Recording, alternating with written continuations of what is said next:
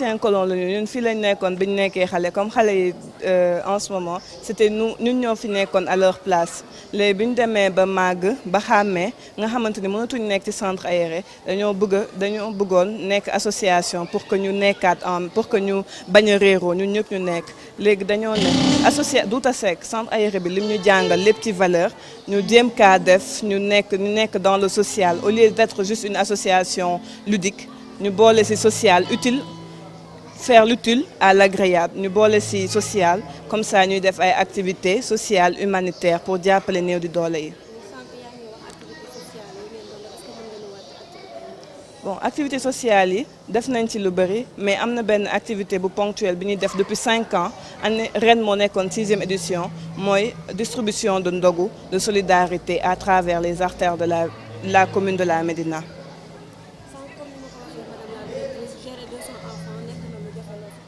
xale yi dañ leen di gérer comme ñun bi ñu nekkee woon xale ñu ngi doon gérer we mais gérer xale méttiwul il suffit que nga bëgg xale soo bëggee xale rek du métti ci yow parce que day nekk passion ci yow soo bëggee xale du métti doo gis benn difficulté parce que xale amuñu benn problème da nga leen di accompagner nga won leen bëggeel bi nekk ci ñoom ci lañ la koy rendre ñun bëggeel bi ñu amoon ci ñun mooy suñu yaay madame Fontakan directrice la Douta Seck moo ñu won amour moo ñu bëgg tellement que ñun jamono ji lépp lu ñu am mooy pour rendre ko xale yi comme ça ñu am même amour yun bi ñu recevoir bi ñu nekkee woon xale. bëgg nañ xale yi ñu mel comme ñun bi ñu nekkee xale lépp lu ñu def ci ñun tamit ñu def ko ci xale yi ba nga xamante ni association bi du nekk juste association mais na dem ba nekk fondation des anciens colons du centre aéré incha allah. Partenaire c'est juste suñuy def ay activités mais parfois dañuy demal suñu bopp mais am na ay activités dañuy comme lu ñuy wax booloo mooy doole donc nga boole si ñëpp mooy gën association Alpha Aide Action ak association Inondation Dakar ñooñu c'est quand on fait les dégâts ñoom ñoo ñuy jàppale ñoom la ñuy àndal comme que mbooloo mooy doole te fii ku nekk dañuy jàppalante rek kenn mënul merci. Son Excellence Macky Sall dafa élaborer le plan Sénégal émergent te plan Sénégal émergent boobu ñu koy doxal mooy des citoyens modèles il faut que donc xale yi bu ñu leen jàngalee enfance et citoyenneté dina leen tàggat ci citoyenneté ba ëllëgati si biir ñu mën a nekk mag ëllëg yi nga xam ne bii ñoom dinañ am souci ci seen pays dinañ am souci ci seen dëkk ci seen dëkkuwaay dina am souci ci nekk day ay citoyens yoo xam ne nii yu jara roy la ñuy doon royukaay la ñuy doon loolu moo tax ñu del thème bi mu nekk thème boo xam ne nii aussi dafay entrer en droite ligne ci plan Sénégal émergent bi nga xamee ne bii son excellence monsieur le président de la République moom la tëral. Monsieur le directeur, est-ce que mën nañu jàpp ne comme que centre culturel absolument lii exemple la boo xam ne nii exemple à méditer la centre culturel Douta Seck lii mu def nii lu am solo la aujourd'hui même concomitamment bërki démb ministère bi xale yi ministère bi aussi en dehors du centre ñu ngi actuellement théâtre grand théâtre di def lu mel nii. ñu ànd ak suñu ay partenaires suñu partenaires yi mooy d'abord les parents suñu partenaire mooy la Médina avec monsieur le maire de la Médina monsieur Bamba Fall la Médina avec toutes les autorités de la Médina le DG Cheikh Ahmed Tidiane Ba le ministre Seydou Gueye vraiment tous les dignes fils de la Médina dañ ci jàpp bi mooy ils ont eu à parrainer chacun 50 enfants ce qui nous a valu une participation record des enfants de la Médina ma koy rafetlu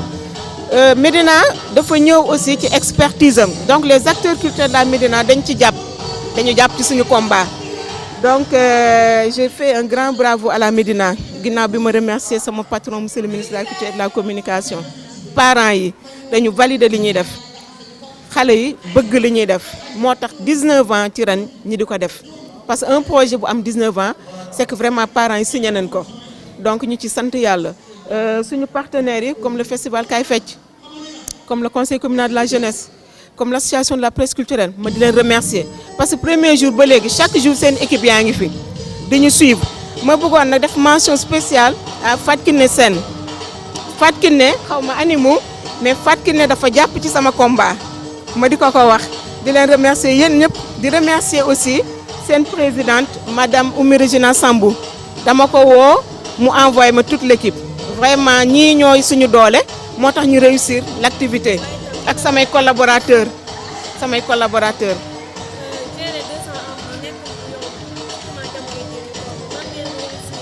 C'est que xale yi d'abord ñoo bëgg affaire bi xale yi dañ ko bëgg parents yi bëgg ko day daal di yomb acteurs culturels yi nekk suñu wet di ñu jàppale. J'étais ancienne colon depuis le début du centre aéré jusqu'à 2010. J'étais là comme les enfants maintenant. On était là, on faisait les activités comme les enfants. Et après, en 2010, on n'a plus été colon parce qu'on a commencé à grandir et que le centre aéré s'arrêtait à partir de 17 ans. Donc on a dit qu'on voulait toujours être ensemble et on a voulu se construire en association pour être toujours ensemble. Et aussi on s'est dit, avec toutes les valeurs que le centre aéré nous a inculquées, pourquoi pas faire du social et aider les gens les plus démunis et les moins nantis pour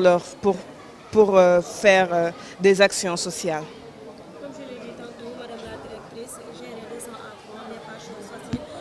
C'est pas facile, c'est facile. Quand on aime vraiment les enfants, on ne voit pas vraiment la difficulté. On le fait avec le cœur et c'est vraiment passionnant. Les enfants, ce sont des anges. Donc, il n'y a pas de problème majeur, franchement. Parce qu'on adore les enfants, donc ce n'est pas vraiment difficile, franchement. Est-ce qu'il y aura des suivis aussi?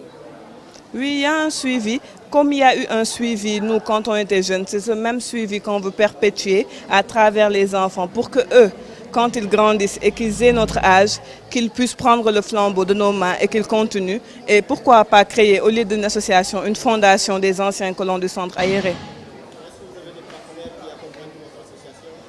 Oui, nous avons des partenaires. Ce n'est pas des partenaires ponctuels, mais c'est quand on fait des événements qu'on les demande, comme l'inondation Dakar. Quand on fait des ndogos annuels qu'on distribue, cette année-ci, on a distribué 7000 ndogos à travers les artères de la ville de la Médina. On a été accompagné par l'inondation Dakar et Alpha Aide Action.